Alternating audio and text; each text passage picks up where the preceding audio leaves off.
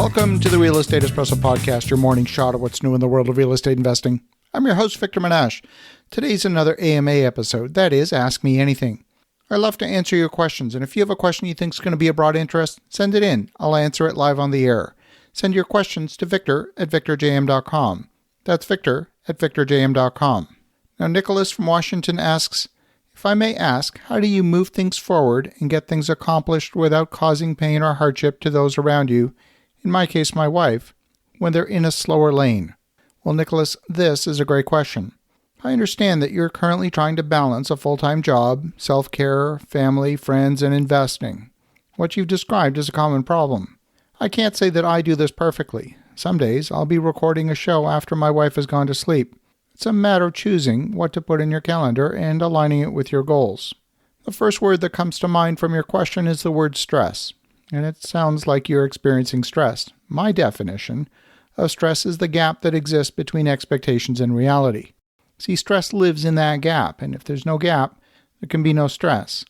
Now, since there's only two variables, your choices are to focus on aligning expectations or altering the reality. There's not much else. In the case of your wife, this is an exercise in determining how to involve your wife in the decision-making process around investing. The points of stress could be many. It might be around the time required to manage an investment. It could be whether investing in this particular asset class is a safe investment.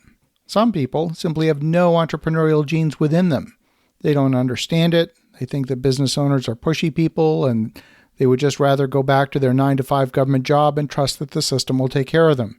Maybe your wife has a belief system that investing is risky and the only safe thing to do is keep money in the bank. I don't know in your specific case where the disconnect is, but I will say that you need to invest time in aligning with your wife. That's a process. Sometimes a spouse says, I don't understand all this real estate stuff. You can just go ahead and do what you want as long as it doesn't take time away from the family. Again, I don't know your circumstance. But if this is something that's important to you, then you may simply want to ask her to make an investment in time to understand it enough so that you can both be aligned. I'm going to say that again. You're simply asking her to make an investment in time to understand it enough that both of you can be aligned. You're not asking her to become immersed in it, not to make it her hobby or her passion. Maybe there's something that she's into that's not your passion. Maybe she's interested, in lilac trees or quilting. You may want to reciprocate by showing genuine interest in something that's important to her. Again, it's not going to become your passion or your hobby. You simply commit to understand it enough that you get a deeper understanding of her. I'm going to use the analogy of an elastic band.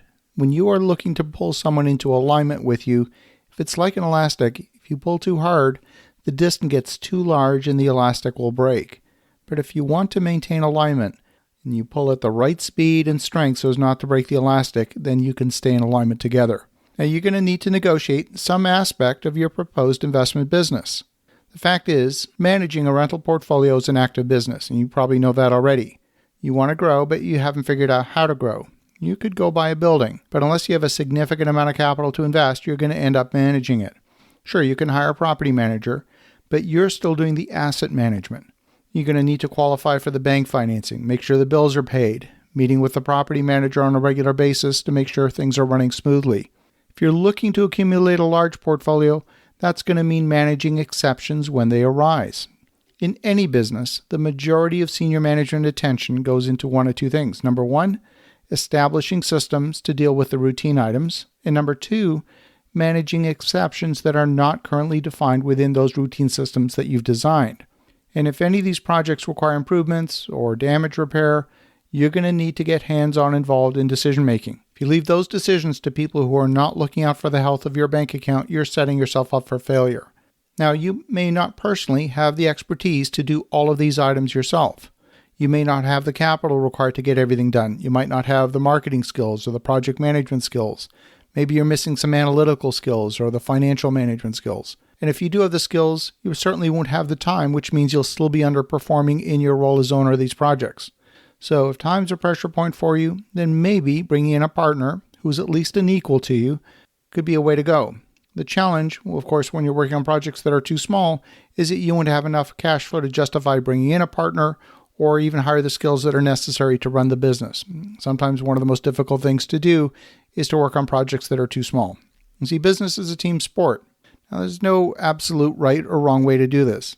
Some people are happy owning 3 vacation rentals that earn as much net income as a 10-unit apartment building.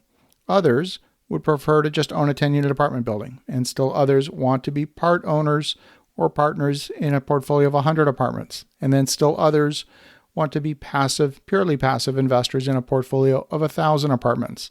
There's no right or wrong way to do this. It's entirely up to you. So I don't know if I've fully answered your question or if I've even been helpful, but maybe some of these ideas will help you find the key to unlocking a productive conversation. I want to thank you, Nicolas, for a great question. And for the listeners at home, have an awesome rest of your day. Go make some great things happen. I'll talk to you again tomorrow.